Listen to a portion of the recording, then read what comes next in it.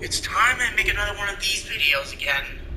You already know I'm talking about the same guy again, so let's get into it. He made another Across the Spider-Verse video, which was recent, and yeah, I still annoyed at the things he said. And the main one is him talking about not really Spider-Man 4, but the whole Venom Spider-Man 3 shenanigan thing, and what he said about Spider-Man 2 in that video, because him talking about Spider-Man 2 just pissed me off in that video. Like, he has the worst take on Spider-Man 2, and wait till we get to it. Of course, I'm like putting a random image I made to basically describe the video, and pretty much, I don't want the guy to get harassed for his looks and stuff, so like I'm inserting his face and everything, and anything that shows his face. So the images you see when the video's playing is the images I made, but the audio is from his video, so we're just kind of reacting to the audio, not the footage. I mean, he just shows footage of the trailer and sometimes of himself, so like, doesn't matter. But anyway, let's get into these videos. Ladies and gentlemen, the excuses are getting utterly ridiculous. I'm tired of it. Oh, fuck. There's nerds of all ages telling me, hey, Paul, it's not Sam Raimi's excuse for Spider-Man 3. The studio forced him to put the Venom in it, so it messed up the story and compromised the story. I mean, that's the truth, though, but I personally still think Spider-Man 3 story still works with Venom. I'm mainly curious of how it would have been without Venom in the original story. I'm going to tell y'all nerds this one time only. If you can't get 3 villains right in Spider-Man universe, you have no business directing a Spider-Man film. Green Goblin, Doc Ock, and a Venom. So you're saying Sam Raimi screwed up Green Goblin and Dr. Octopus and Venom. How did he screw up Green Goblin and Doc Ock? Like, Venom I can understand, but like, how did he screw up Green Goblin? Like, what are you talking about? And especially Doc Ock, like, they're literally the best written villains in the trilogy besides Sandman's. Like, what are you talking about? Like, do you know what good writing is? Because you clearly don't. His excuse was he didn't know the Venom. There's no excuse to me. That's no excuse. You should know, like, everything about Spider-Man if you're going to direct a Spider-Man film. No excuse. Sam Raimi does not have to know about every single Spider-Man film. Like, he doesn't have to know about every obscure one, like the ones that you are forced on a Like, Sam Raimi picked the villains he used for the Spider-Man films because he was familiar with those villains. With Venom, the studio, mainly it was a certain person that wanted Venom in it because the fans loved Venom. And Sam Raimi was around a time where Venom didn't exist. So Sam Raimi grew up around a time where Venom was never a thing. He grew up around, like, the Steve Ditko and Stan Lee era. You know, the villains that had Green Goblin, Doc Ock, Vulture, Sandman, those villains. How the fuck he doesn't know one of the most popular villains in the Spider-Man universe? Because Sam Raimi grew up on a different time with Spider-Man. He didn't grow up in the 90s. Like, he didn't know who Venom was. Like, Venom was a thing in the 90s. He wasn't a thing before the 80s. Like, Venom didn't exist until the 90s. And Sam Raimi was unfamiliar with original villains, like anyone part of the Sinister Six, like Green Goblin, Doc Ock, Sandman, Electro, Rhino, Vulture, Shocker, those villains. Any villain that was part of the Steve Ditko era, he was familiar with. Because that was the era he grew up on. Fuck it up. How do you not know Venom? makes no sense.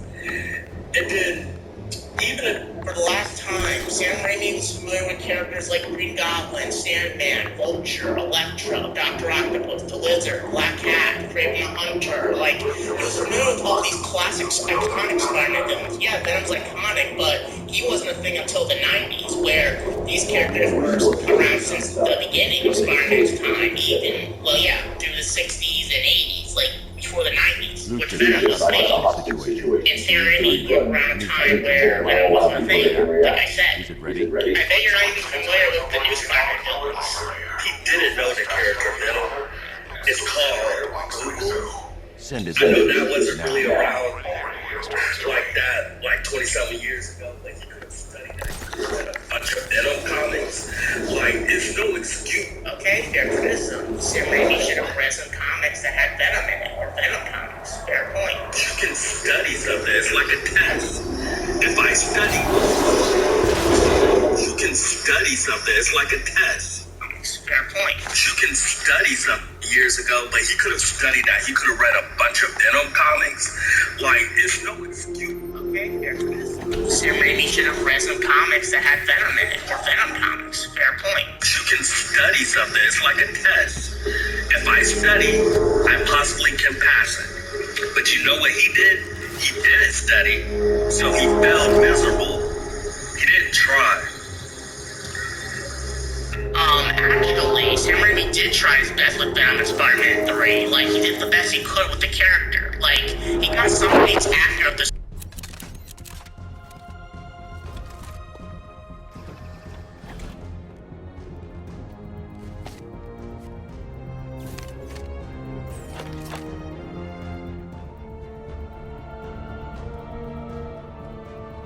Well, Mr. Wayne, let me walk you through it. The outer and inner layers of the bodysuit are made of a titanium dip tri-weave. It's between those layers where things get interesting. Wayne Tech MR fluid hardens in response to impact. With this kind of shock absorption, you'll be able to put more force into your counterattacks. The liquid armor's more flexible than the fibers you're accustomed to as well. You can use that increased maneuverability to take out multiple foes in quick succession. The suit's compatible with the Batmobile's electromagnetic eject mechanism, too. You'll fly out of that thing like a bullet from a railgun. Speaking of which, the new grapnel launcher will pull you skyward just as fast. Don't worry, Mr. Wayne. That suit can take the G's. How's it feel, Mr. Wayne? I've activated the AR training program should you want to run diagnostics or just break it in.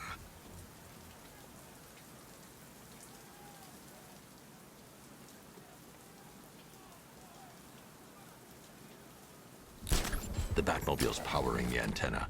I can't use it right now.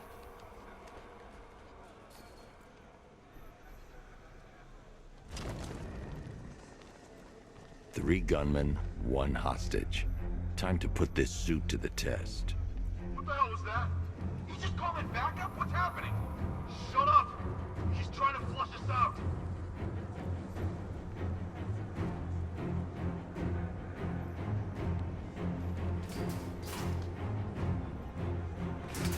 He's not getting in here. We've got everything covered.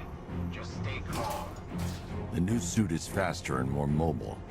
By getting close without being detected, I can get the jump on them, and in the panic, take down all three before they know what's hit them.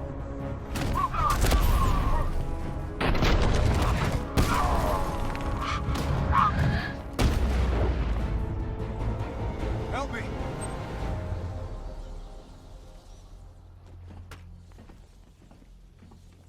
Man, they said you were quick, but I never saw anyone take down three armed guys like that. Unbelievable. You're safe now. I'll send someone to pick you up. Thank you. Hey, tell me you're gonna find Scarecrow. That son of a bitch needs to be stopped.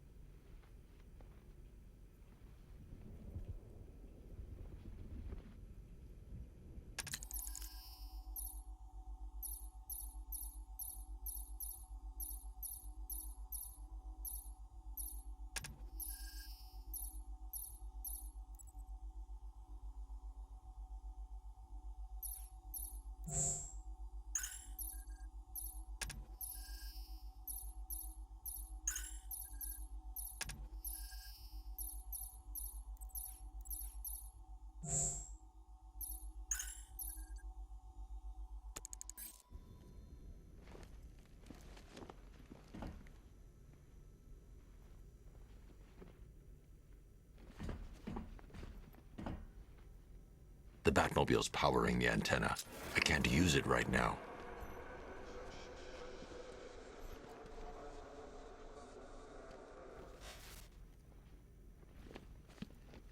Not yet. I need to access the console.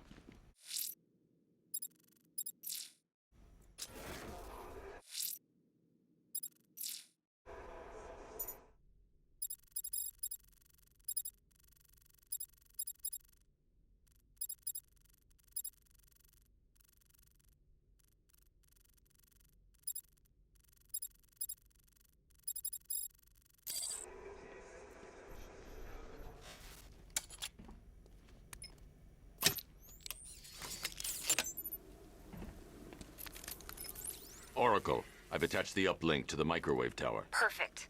I made an anonymous call to GCPD. They're gonna send someone to pick up the hostage. Come on, connect. Love the suit, by the way. Okay.